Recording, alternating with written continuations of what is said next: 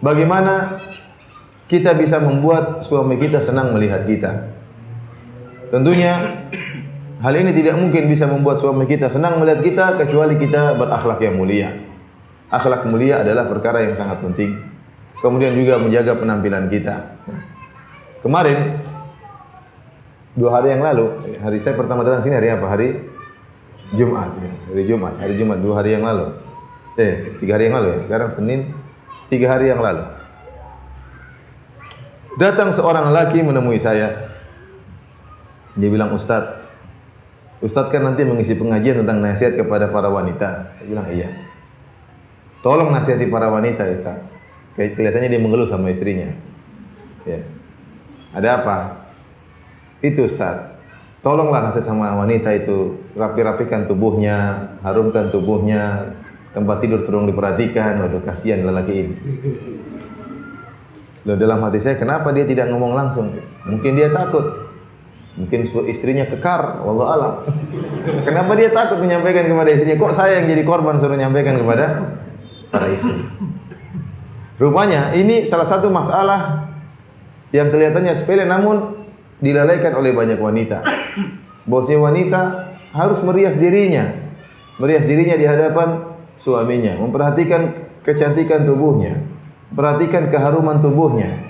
Jangan sampai ada keluar bau yang tidak enak dari tubuhnya sementara suaminya sedang mendekapnya. Tetapi tatkala suaminya mendekapnya, hendaknya yang tercium adalah aroma yang indah. Bukankah dalam hadis tatkala Rasulullah sallallahu alaihi wasallam hendak melamar seorang wanita, maka Rasulullah sallam mengutus kalau tidak salah Ummu Salamah untuk mengecek kondisi wanita tersebut. Kata Rasulullah sallam di antaranya wa shummi awaridha. Kata Rasulullah sallam, ciumlah bagian mulutnya. Jadi disuruh untuk mencium bagian apa? Bagian mulut. Ini untuk apa tujuannya? Untuk mengecek wanita ini bersihan atau tidak. Jangan-jangan wajahnya cantik, begitu buka mulut abab keluar. Tahu abab enggak? Abab itu aroma yang keluar dari mulut ternyata membuat seorang tidak mampu untuk menahan bau tersebut.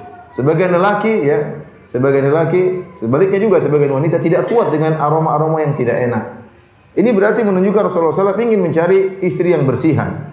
Istri yang bersihan. Saya tahu ibu-ibu yang dirahmati oleh Allah Subhanahu wa taala. Menjadi seorang istri adalah pekerjaan yang sangat berat. Mengurus anak pekerjaan yang sangat berat.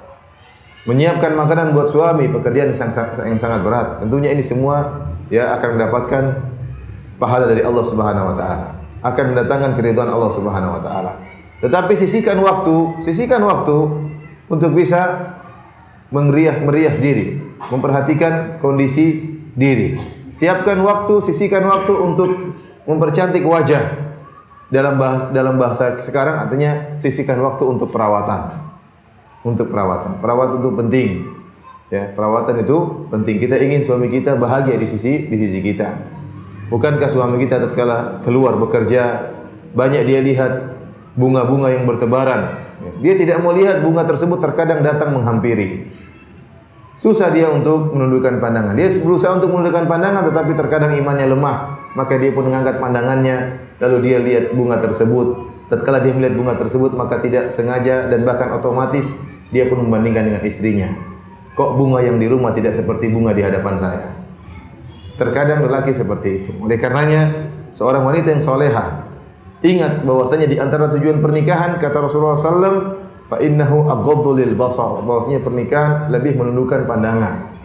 Karenanya dia berusaha untuk memperhatikan dirinya, untuk bercantik tubuhnya, untuk memperharum tubuhnya, berhias, memakai baju yang indah di hadapan suaminya, agar suaminya bisa menundukkan pandangannya. Bukankah kalau dia membantu suaminya untuk menundukkan pandangannya, maka dia akan mendapatkan pahala? Iya, dia dapat pahala dari Allah Subhanahu wa taala karena dia telah mewujudkan salah satu dari tujuan pernikahan yaitu menundukkan pandangan. Ibu-ibu yang dirahmati oleh Allah Subhanahu wa taala, sebagaimana salat mendatangkan pahala, sebagaimana puasa mendatangkan pahala, sebagaimana bersedekah mendatangkan pahala, berhias untuk suami juga mendatangkan pahala. Diet demi suami juga mendapatkan pahala. Menguruskan badan demi suami juga mendapatkan pahala. Merapikan tempat tidur demi suami juga mendapatkan pahala. Beli parfum untuk dirinya di hadapan suami juga dapat pahala. Jangan hilang dari benak kita bahwasanya ini salah satu tujuan paling utama dari pernikahan adalah menundukkan pandangan. Karenanya Rasulullah sallallahu alaihi wasallam mengatakan, "Idza da'a ar-rajulu imra'atahu ila firashihi fa abat." Jika seorang lelaki mengajak istrinya untuk berhubungan, lantas wanita tersebut tidak mau, fabata ghadban, maka sang lelaki kemudian tidur malam dalam keadaan marah, la'anat hal malaikah, maka malaikat akan melaknatnya hatta tusbih, sampai pagi hari. Sampai pagi hari. Ini menunjukkan permasalahan masalah ini, masalah menundukkan pandangan, masalah memenuhi hasrat suami adalah perkara yang penting dalam pernikahan, bahkan perkara yang terpenting dalam pernikahan.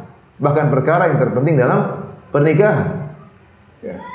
Sampai-sampai tadi wanita yang tidak memenuhi hasrat suaminya dilaknat oleh malaikat.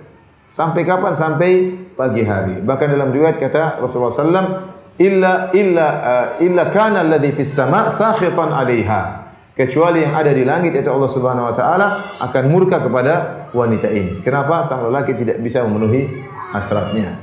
Bukankah dalam hadis Rasulullah SAW juga mengatakan, ya, jika seorang lelaki mengajak istrinya, maka hendaknya dia taat kepada suaminya. Dalam hadis kata Rasulullah SAW, wa in kanat ala tanur, meskipun sang istri sedang memasak, ya, sedang membakar roti misalnya, sedang menggoreng ikan misalnya, tahu-tahu suaminya mengajak, maka dia tinggalkan masakannya tersebut. Kalau ternyata untuk mematikan api butuh waktu, tinggalin saja. Meskipun ikannya hangus, meskipun rotinya terbakar, enggak jadi masalah. Itu mubazir, ada kemudaratan, tetapi kemudaratannya ringan dibandingkan kalau dia menunda hasrat suaminya. Ibu-ibu harus camkan, jangan ibu-ibu mengkiaskan diri ibu-ibu dengan suami. Lelaki berbeda dengan wanita. Lelaki punya hasrat yang terkadang kalau dia lagi berkeinginan, dia tidak ingin ditunda. Seorang lelaki masih bisa bertahan tatkala dia kelaparan. Dia masih bisa sabar. Seorang lelaki, ya, mungkin dalam keadaan lelah dia masih bisa bertahan. Mungkin dia ngantuk-ngantuk, dia rela untuk begadang. Tetapi kalau sudah ada hasrat dalam dirinya, maka jangan ditunda-tunda. Dia akan jengkel sekali sama istrinya kalau ternyata hasratnya ditunda. Meskipun sang istri terkadang lagi tidak berhasrat. Maka kalau dia, suaminya lagi berhasrat, sang istri tidak berhasrat, maka sang istri berusaha mengkondisikan dirinya bagaimana bisa berhasrat sebagaimana suaminya. Karena memenuhi keinginan suami dalam hal ini ada hal yang tidak bisa ditunda.